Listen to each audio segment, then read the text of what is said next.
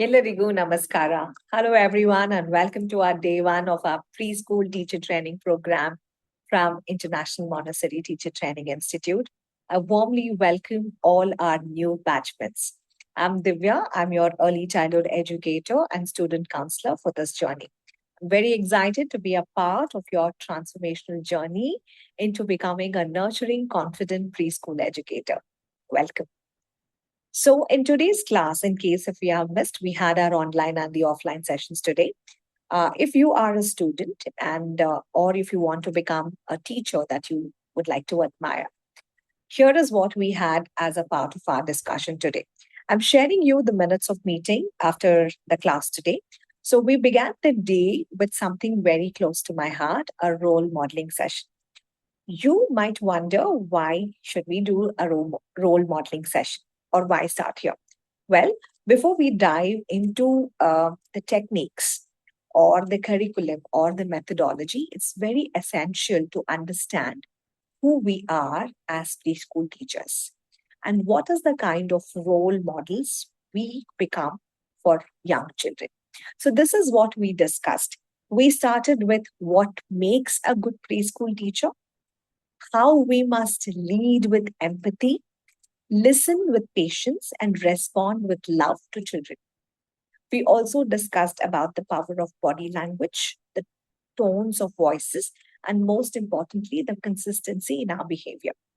We even acted out real classroom scenarios. Many of you shared me some of the instances, right from the tantrum moments when the children arrive at your classes or during the circle time tantrums, which reflected on how a teacher's reaction should be to shape a child's day.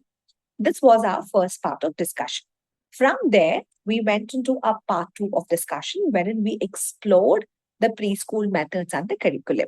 So, this was a broader space. See, when you join to any of the preschools might not have only the Montessori methodology, right? We also have different approaches to educate in early childhood education. So our teachers got a little bit more knowledge when we explored about what's a playway methodology, what is theme-based learning, what's kindergarten, what's Reggio Emilia way of learning, and a quick intro to other methods like multiple intelligence by Howard Gardner. They got the quick introduction to each, and then we deep dive into Dr. Montessori's principle. Now, this second part of the session gave our students a glimpse of how these varied philosophies they aim at the same goal for the holistic development of the child. From there, we discussed how these methods cater to social emotional growth, their fine and the gross motor skills, the language and early literacy, cognitive skills through explorations. So it was important for us also to understand the curriculum, which is not there in the checklist too. So, moreover, we understood it was like a canvas where we, as preschool teachers, we had to nurture the creativity of the child to bring out the curiosity and the care. So, this was our part two. So, in part three, we learned a little bit more on the syllabus. Uh, in your one academic year, what is the syllabus that we're going to be planning? So then we move to the practical part of it. That's the syllabus discussion.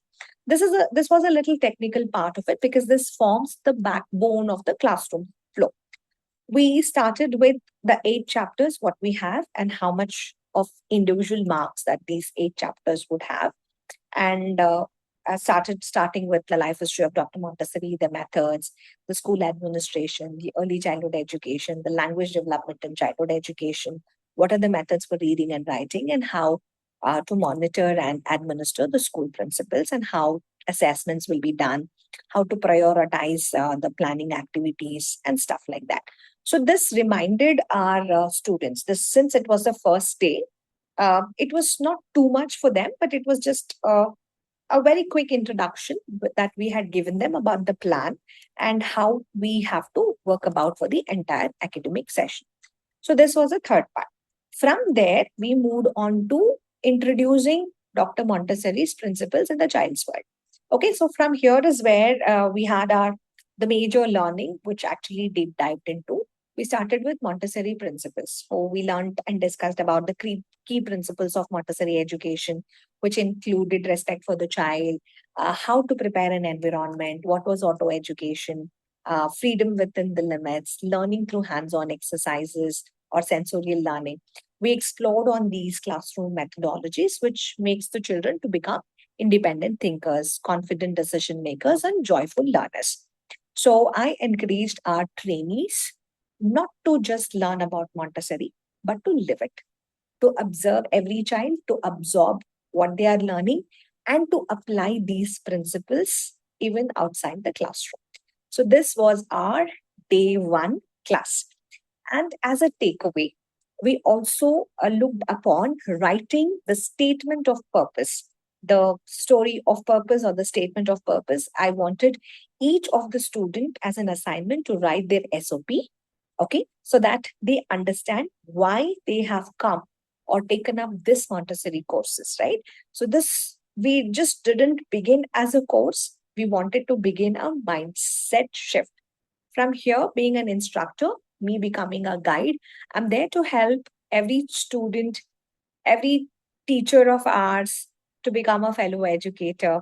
So I welcome you all to this beautiful journey with me. Let's grow together.